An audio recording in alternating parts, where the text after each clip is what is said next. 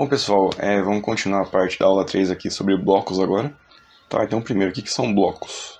Então, blocos são elementos no AutoCAD que, quando são alterados, eles são alterados em todas as instâncias que existem daquele bloco. Tá? Como assim? Então, por exemplo, isso aqui são blocos, tá? Tem dois blocos aqui. Quando a gente olha no menu de propriedades, a gente vê que é um block reference, né? Um bloco. E eles são elementos que, embora por dentro eles sejam várias linhas, vários círculos e tal, quando eu seleciono tudo junto, né? Se eu olhar aqui, ele tem um nome também, esse nome grande aqui.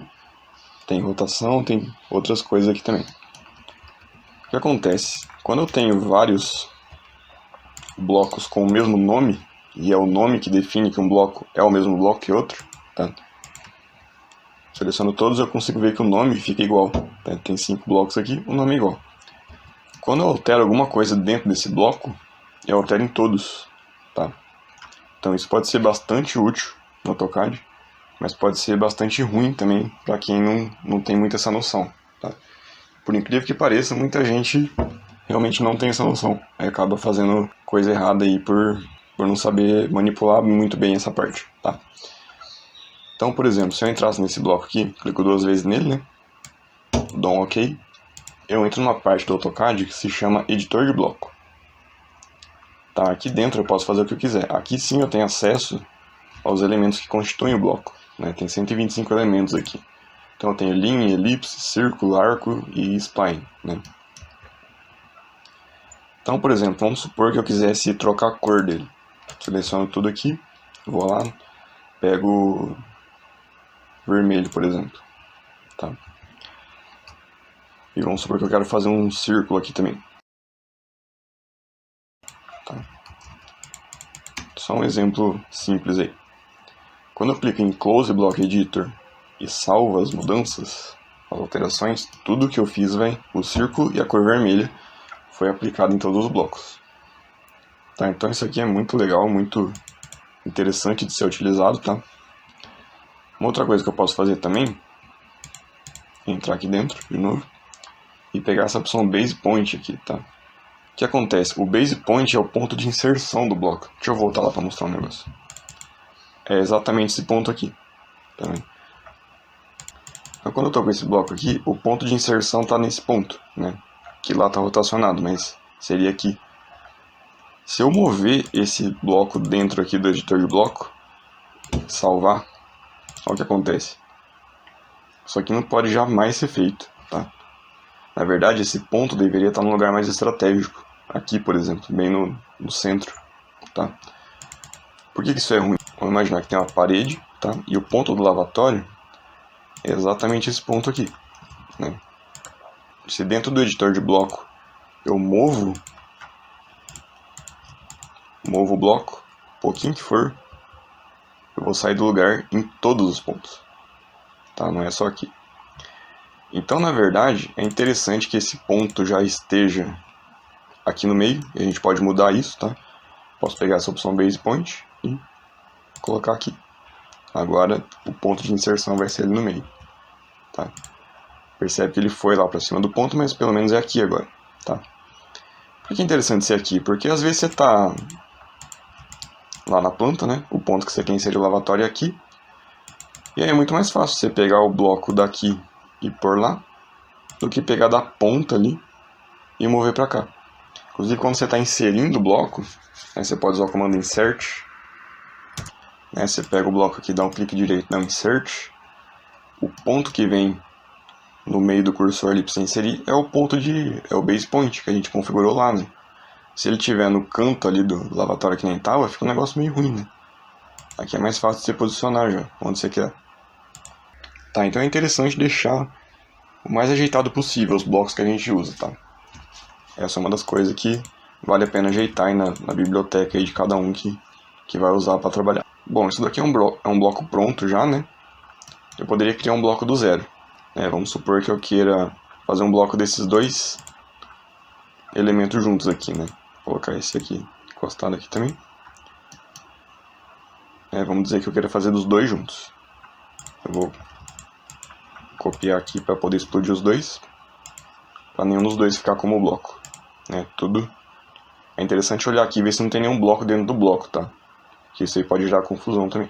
Então vamos colocar uma cor aqui, só para diferenciar, verde. E aí vamos dizer que o ponto de inserção eu quero que seja aqui, bem no meio. Tá? Eu vou selecionar tudo, vou dar um Ctrl X e vou dar um Ctrl Shift V. Pronto, já virou um bloco. Tem um nome ali, virou bloco. Tá, daí eu entro lá dentro, 2 cliques, ok. Base Point, clico lá. E aí posso excluir as linhas. Beleza? Salvo. E ponto de inserção tá aqui. Criar bloco é bem tranquilo, tá? E percebe que dentro do bloco eu coloquei a cor verde, né? Por exemplo, poderia vir aqui e colocar no layer mobiliário, né? O layer mobiliário, ele tem essa cor cinza ali, né? Se eu olhar lá, mobiliário, cor 252, é uma cor cinza meio clara. Porém, meus objetos aqui ainda estão verdes, né? Por que que é isso? Porque eu coloquei o layer no bloco, não nos elementos que estão dentro do bloco, tá? Se eu entrar lá dentro, você não vai ver nem sinal daquele layer aqui. Vai estar tudo... se eu tirar isso aqui, vai estar tudo verde, né? Então essa é uma forma de manipular os layers e os blocos juntos, tá? Inclusive eu posso colocar os elementos lá dentro em outro layer que eu precisar, né? Cada um pode ser em um layer, inclusive. Posso pegar aqui, sei lá, coloco nesse layer aqui, coloco no by layer, né? Layer 1 e by layer. Só que a partir do momento que eu coloco by layer nesses elementos, aqui por dentro eles vão ter a cor do layer que eu setei aqui, né? Eles não vão assumir mais a cor do layer que está fora, porque aqui dentro do bloco está by layer, tá? É assim que funciona. Ou poderia colocar by block, né? By block, e aí sim eu iria assumir a cor do layer que está fora, que é o mobiliário. Se eu deixar by layer, fica a cor que está dentro do bloco inserida nos elementos. Se eu deixar by block, vai pegar a cor que está no layer que eu coloquei no bloco. É meio confuso, mas ao longo do tempo a gente vai se acostumando e criando macetes aí para trabalhar com isso, tá? É assim que funciona os layers aqui, os layers e os blocos trabalhando juntos aqui no AutoCAD. Eu posso dar um nome para esse bloco, não precisa ser esse nome estranho aqui. Posso usar o comando rename. Só que eu tenho que achar o nome dele aqui. Então eu tenho que meio que dar uma decorada aqui. Pode decorar as 4 últimas letras, que já vai ser o suficiente, né? Por exemplo, 6AC0, né? Vou lá em Blocks, né? Esse aqui. Posso colocar, por exemplo, conjunto banheiro, né? Aí agora, conjunto banheiro. Beleza? E aí acho que eu não comentei ainda, mas existe um comando que a gente pode desfazer um bloco, né? Desmontar um bloco. Então se aqui eu tenho um bloco, eu posso selecionar aqui e dar o Explode, né? Ele vai voltar a ser o que estava lá dentro do editor de bloco. Ele vai simplesmente voltar a ser o que tinha lá dentro do editor de bloco. Por que não ficou com a cor? Porque ainda está by block. Tá? Eu posso vir aqui por by layer, vai voltar a cor que estava antes, né? Ou posso ainda, né, mudar a cor aqui, enfim, fazer o que eu quiser. Existe uma outra forma de explodir aqui no AutoCAD também, que é mantendo os atributos do elemento que a gente está explodindo, tá? Então, por exemplo, se isso aqui é um texto que tem atributos, é um bloco de referência de um texto que tem atributos que a gente digita aqui, né? Por exemplo, posso mudar aqui, né? Se eu explodir com explode, ele vai perder os atributos, tá? Não é muito interessante. Então eu posso usar outro comando que chama burst, que ele vai dar o explode, mas vai manter os atributos. Tá, esses outros dois aqui embaixo são atributos que não estavam preenchidos, tá? E vai ficar agora como texto. Tá, então sempre que a gente explodir um texto e acontecer isso, lembra que tem o burst, tá? A gente vai poder explodir e manter o conteúdo dos elementos aqui. Tá, só quero chamar um pouco a atenção aqui agora também para essa parte do nome dos blocos. Tem que tomar muito cuidado com isso, porque é completamente errado isso, mas eu já vi muita gente utilizar elementos diferentes, né, blocos diferentes com o mesmo nome. Né, como que o cara consegue fazer isso? Fazendo vários arquivos, né? Porque se ele colocasse o mesmo nome dentro do mesmo arquivo, não ia dar. Então muitas vezes a pessoa cria uma biblioteca e coloca cada elemento, cada bloco dentro de um arquivo. E aí eu esquece, eu acho que não precisa mudar o nome desses blocos, tá? Coloca tudo o mesmo nome. E aí quando você vai inserir esses elementos dentro do mesmo arquivo, né, que você vai fazer o projeto no arquivo só, o que vai acontecer? A partir do segundo bloco que você inserir, que tiver o mesmo nome do primeiro, aquele segundo bloco vai ficar com a cara do primeiro. O que eu quero dizer com isso? Vamos imaginar que eu tenho essa máquina de lavar aqui, tá? E eu vou colocar o nome dela, o mesmo nome que é do bloco que a gente criou lá. O nome dela é MLRP. Vou lá em blocos. Eu vou colocar conjunto banheiro, que é o mesmo nome desse bloco aqui que a gente criou, né? Então agora eu vou pegar aquela máquina e colocar nesse arquivo aqui.